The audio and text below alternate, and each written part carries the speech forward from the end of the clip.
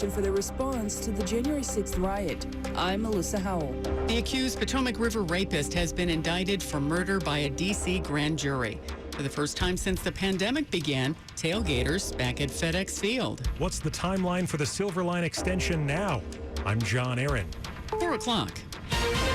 This is CBS News on the Hour, sponsored by the Exogen Temporal Scanner. I'm Lisa Mateo. Republicans have had enough of the president's proposed COVID rule that mandates vaccines for certain businesses. Arkansas Governor Asa Hutchinson on NBC. This is an unprecedented assumption of federal mandate authority that really disrupts and divides the country. The Surgeon General says he supports the vaccine plan. This is the next step in a series of steps that have to be taken to help protect our country from COVID-19 and help us get through this pandemic. Vivek Murthy on ABC. New information from the FBI about the 9/11 attacks is released the weekend of its 20-year commemoration.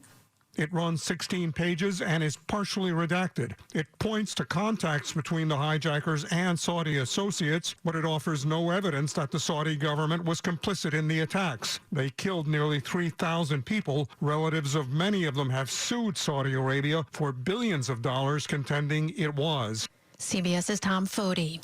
A military procession for a fallen hero.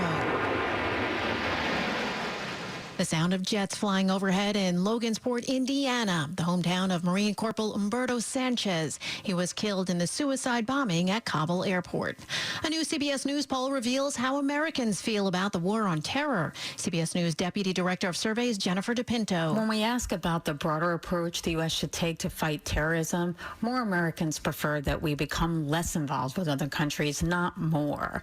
55% want the U.S. to be less involved and not try to influence other countries around the world, while fewer, 45%, think we should be more involved with other countries. Tropical storm Nicholas has formed in the Gulf. CBS meteorologist David Parkinson. We are going to be tracking this quite intently to see how much rain is exactly going to fall. Somewhere between 10 and 15 inches is going to be the maximum that you're going to see.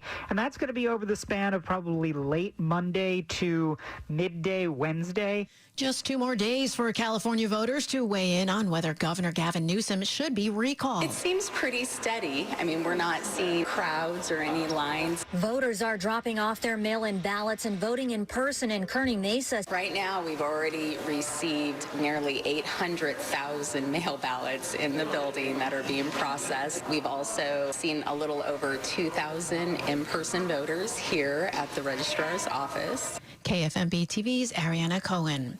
A 28-year-old Australian man with chronic pain breaks a fitness Guinness World Record. Daniel Scally held plank position for 9 hours, 30 minutes, and 1 second. This is CBS News. Fever is the key symptom for both the flu and COVID. The Exogen Temporal Scanner is essential to detect fevers early and reliably. Learn more at exogen.com. It is 4:03 on a Sunday, September the 12th, 2021. Right now, 85 degrees, headed up to the upper 80s.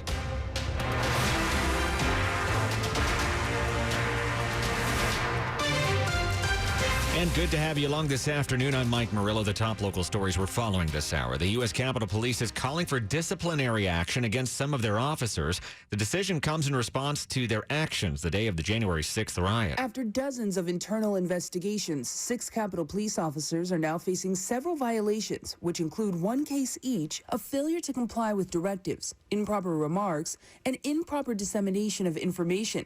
There are also 3 cases of conduct unbecoming, the department said. Now, a separate case involving an additional Capitol Police official is also being reviewed. The focus, accusations of unsatisfactory performance and conduct unbecoming. Now, the U.S. Attorney's Office for D.C. found that in none of the cases had any officers committed a crime. But the department's statement went on to say they are committed to accountability when officers fail to meet their standards. Melissa Howell, WTOP News. The accused Potomac River rapist has been identified in D.C. A grand jury delivering 2 counts against 60-year-old Giles Warwick for the 1998 murder of 29-year-old Christine Mirzayan in Georgetown. She was the 10th woman Warwick is accused of stalking and attacking in D.C. and Montgomery County during the 1990s before disappearing for 30 years. Warwick was found in 2019 in South Carolina with the help of DNA and a genealogy database. Fans of the Washington football team turned out in full numbers at FedEx Field for the first time since COVID. Many fans enjoying a return to tailgating for the first time in more than a year. Washington football team. Watching football, baby. Yeah. How we roll, baby. We ready. They roll at their tailgate parties in the sprawling parking lots outside FedEx Field.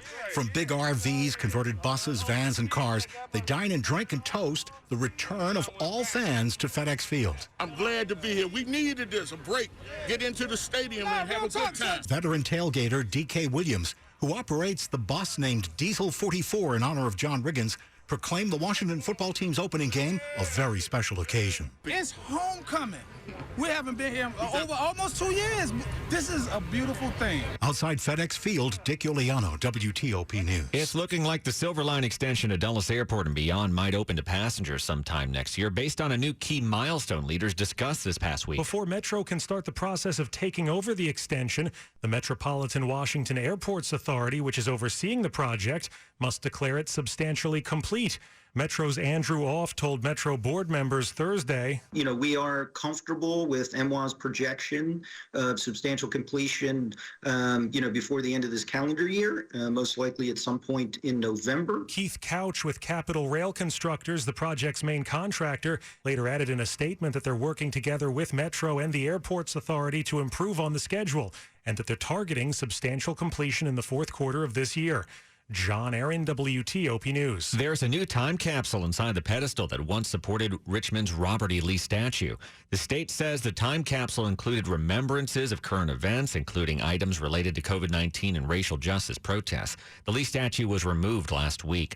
There was a search for an 1887 time capsule believed to be in the pedestal, but that search was called off. Coming up after traffic and weather, President Biden gets more questions about Afghanistan after a 9/11 remembrance in Shanksville, Pennsylvania. More on that just ahead. It's 4:07. If your business or commercial property could use a fresh coat of paint, make it easy on yourself. Call the experts at CertaPro Painters today for a proposal. They'll manage every detail of your painting project. Before you know it, your local CertaPro painting crew will be on site to repair, renew, and repaint your property inside and out. More than 20,000 properties a year are trusted to CertaPro Painters. Go to CertaPro.com and get on their schedule. That's Certa with a C. Each CertaPro Painters business is independently owned and operated.